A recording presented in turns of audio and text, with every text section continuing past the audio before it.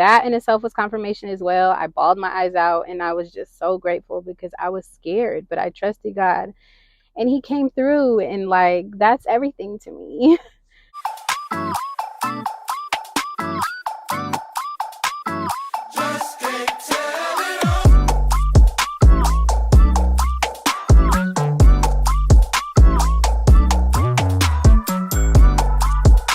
Hey guys, it's me, Michaelaaabee, and I'm back with another video.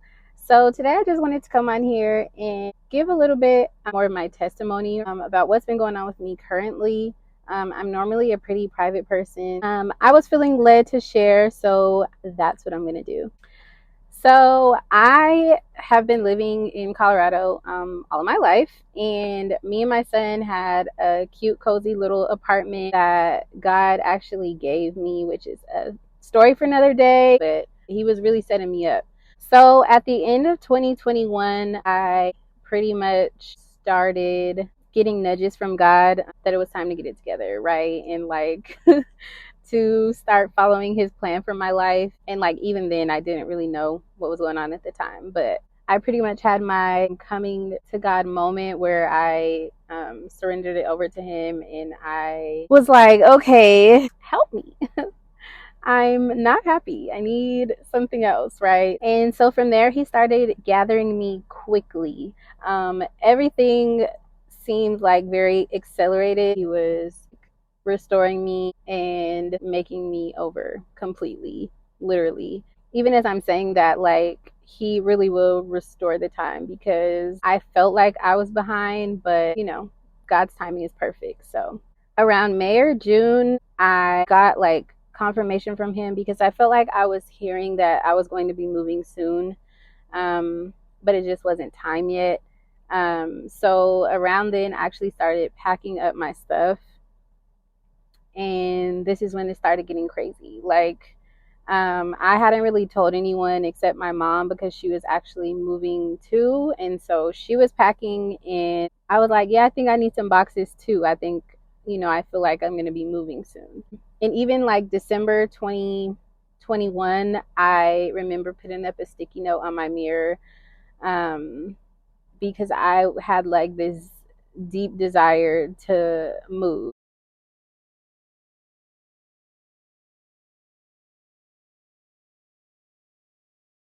But I was sitting here looking at my apartment, the way it looks now that everything's moved around, and I love it already. Like the energy already feels so much better, and I don't know, just like brand like renewed or something. I don't know. So it was just like a little reminder to me to just always be grateful for what you have, because I want to move, but there's like a list of reasons why I want to move. But I'm also super grateful for this apartment. I love it. It's beautiful. It's perfect for me and my son. It's ours. Like it's something that I prayed for a long time, really hard. It was only God, literally. So I just wanted someone out there to hear that. Maybe, you are tired of your apartment, car, whatever it may be, your job. Just be grateful for it, because at least you have, whatever it is right now until you can get to bigger and better. Just love it.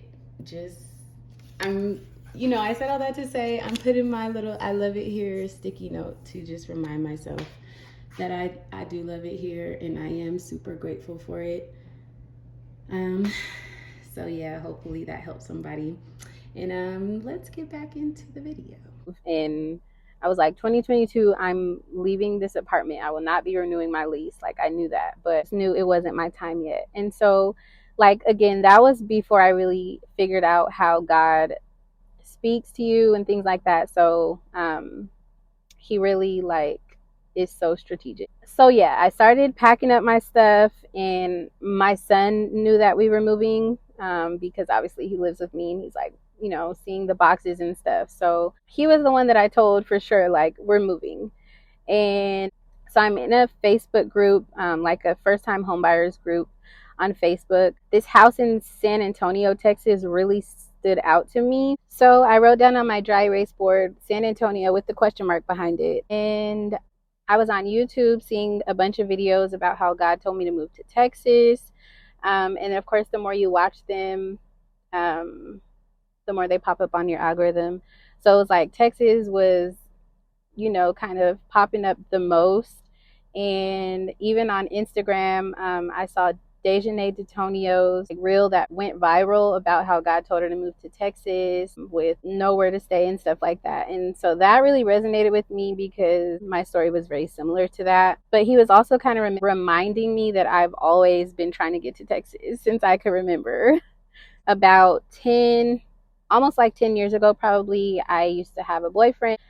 We were like long distance for a little bit, and I had changed my number to a Texas area code. I was looking for apartments and stuff, and I was ready to go.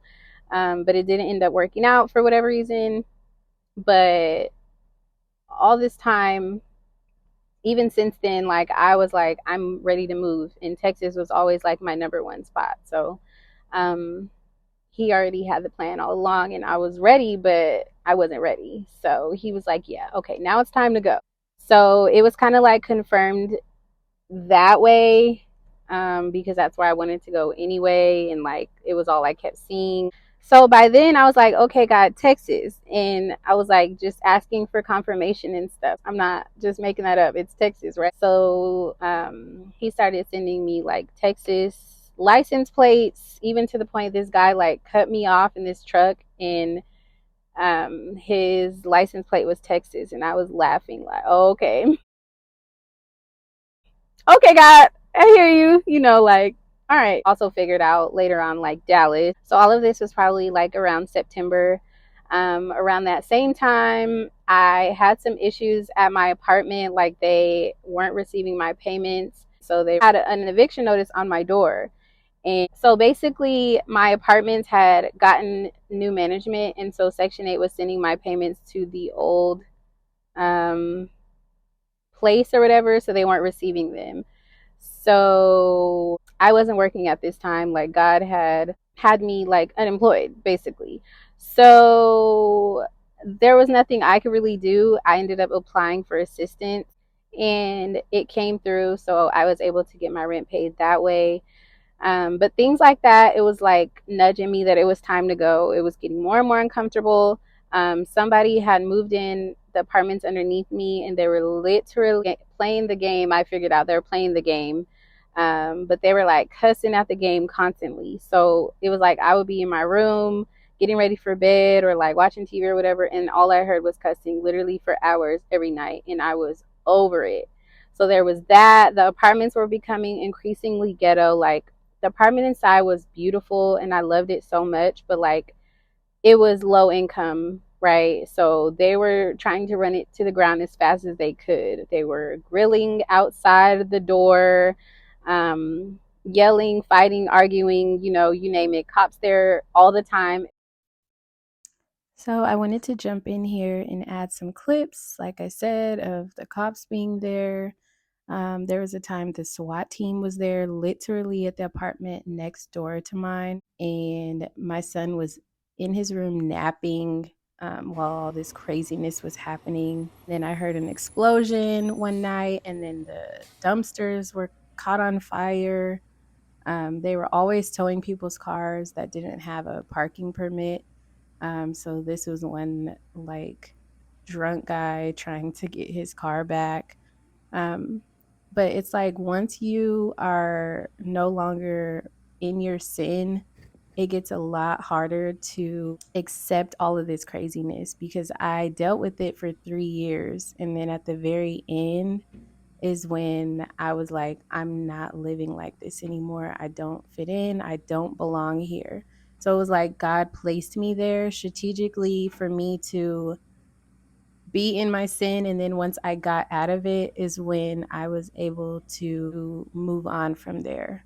And I was able to see that people really live like this and the world really needs help and really needs God. But I wanted to add this in this part in particular, he's like trying to use his foot to stop the latch or something. Like, this is crazy. People are really out here living like this. I used to be out here living like this.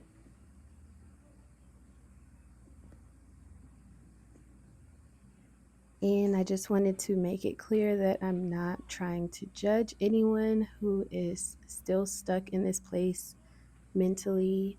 I was just there, and I completely get it. And I'm so grateful to be in a completely different place about a year and some change later. So that's all I wanted to say about that. It was ghetto. So it was becoming uncomfortable to the point that I knew it was going to be time to leave soon. So October rolls around and I received a notice about whether or not I was going to renew my lease. And so I was like, okay, this is it. I prayed about it and I went ahead and gave them my 30-day notice that I was leaving.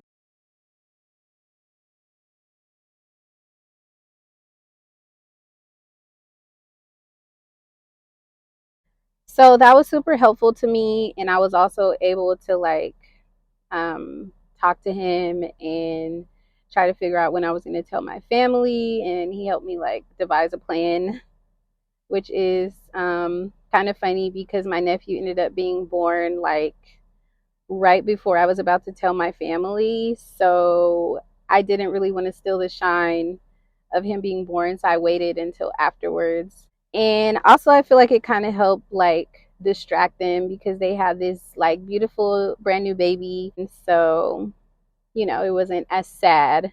I mean, it was sad. We all bawled our eyes out, but you know what I mean. So, yeah, that was good. And then that's when it started getting real. I had to like start packing. I told a few like close people.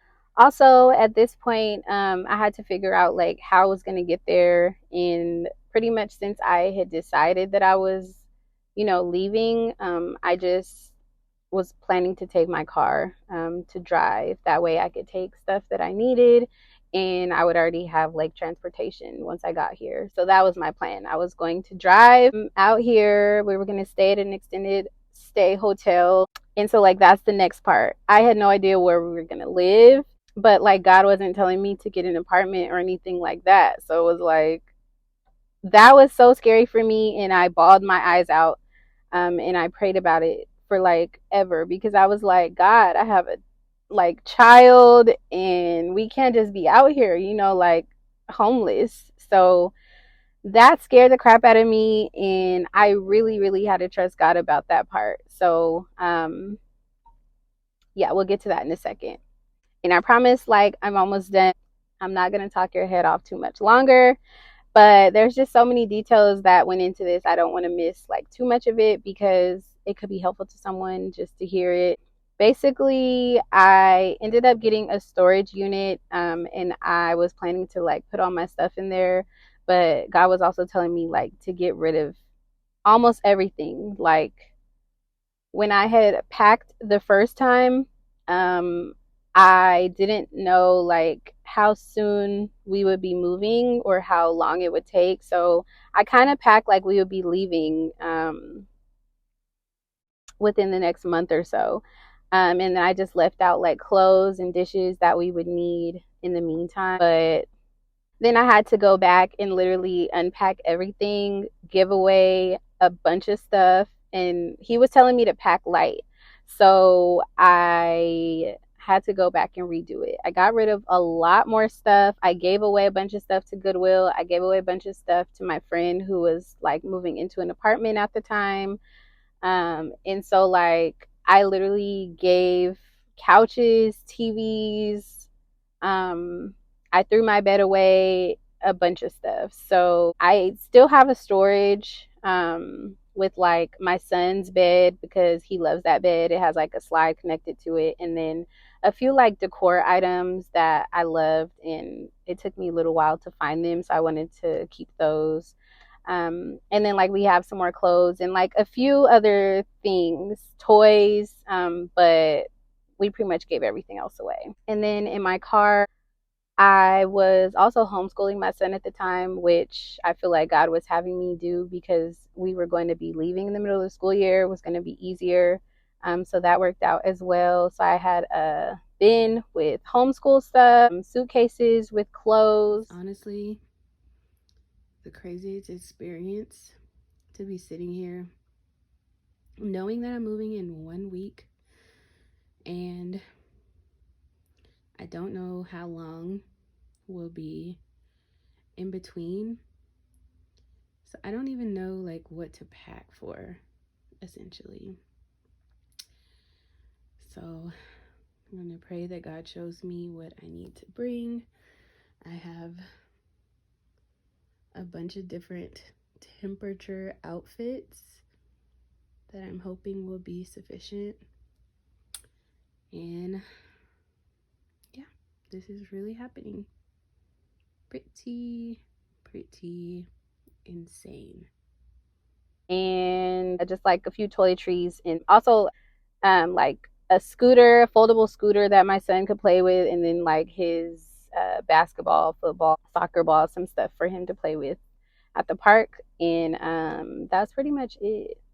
We just took us and a couple things and we left everything else, which was also kind of hard.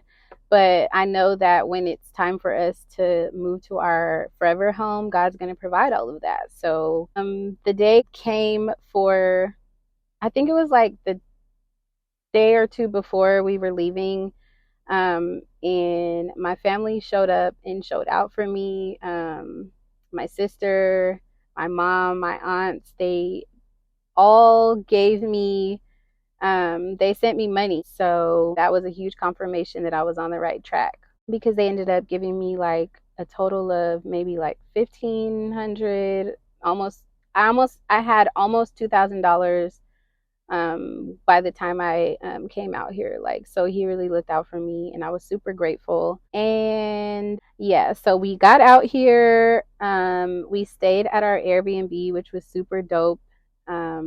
And it was like pretty comfortable, but I didn't know where we were going to go after that. And I didn't want to end up spending all of our money on an Airbnb because I didn't know when more money was going to be coming in. So I was fasting.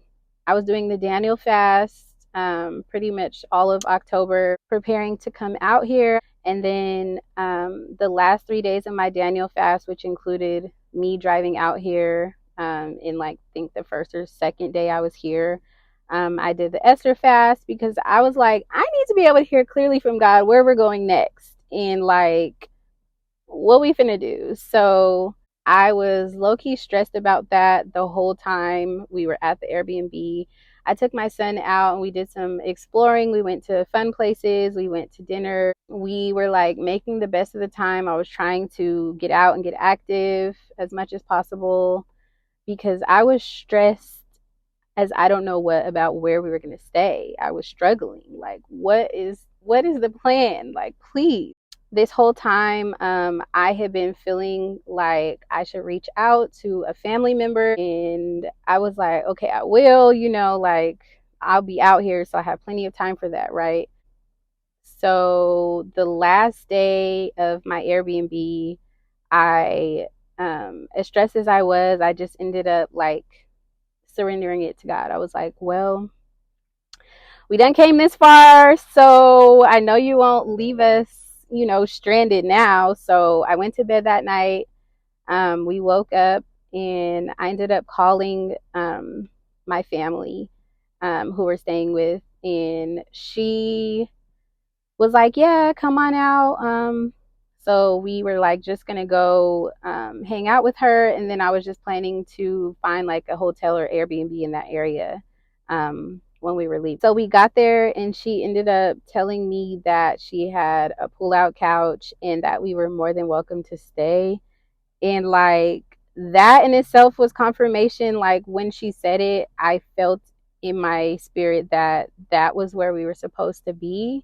And she also told me her story of how she ended up coming out here to Texas, which was literally the same. Like she felt like the nudge to come out here. She didn't have a job. She just kind of packed up and left. And then she ended up staying with family until she got on her feet. So that in itself was confirmation as well. I bawled my eyes out and I was just so grateful because I was scared, but I trusted God and He came through. And like, that's everything to me. Okay, so I was also feeling like I should add this in for somebody. So we are currently still staying with family, and obviously we are so super duper grateful to have a place because I literally didn't know where the heck we were going to stay. But like, my son has been struggling tremendously with the downsize. He's used to having his own room, his own space, and to be able to like jump around and play. I myself, I get overstimulated and I need to like have quiet. And I feel like me and him both are struggling with not being able to separate at times. Like, we're constantly together. And so that has been a huge struggle. It's still uncomfortable. And I know that God is using this to stretch and humble me. For right now, my testimony is still pending. We're still just trusting and waiting on God. And I know He's going to come through for us. So I'm super excited for part 2 of this. So you guys can like hear how He did it. I know it's going to be good. Like, I just know it. And so I've been watching these videos of how God had people move just in faith to different places, and how the stories are similar but all kind of different at the same time. And those videos helped me have faith, and they helped me just like, and they're helping me even now. So I wanted to, record mine and share it as well, because I'm hoping that this will help somebody else too. So if you made it all the way to the end, I thank you so very much. I love you. And more importantly, God loves you. And like I said, I can't wait to share more of this journey with you. But I will catch you guys in the next one. Okay. Bye.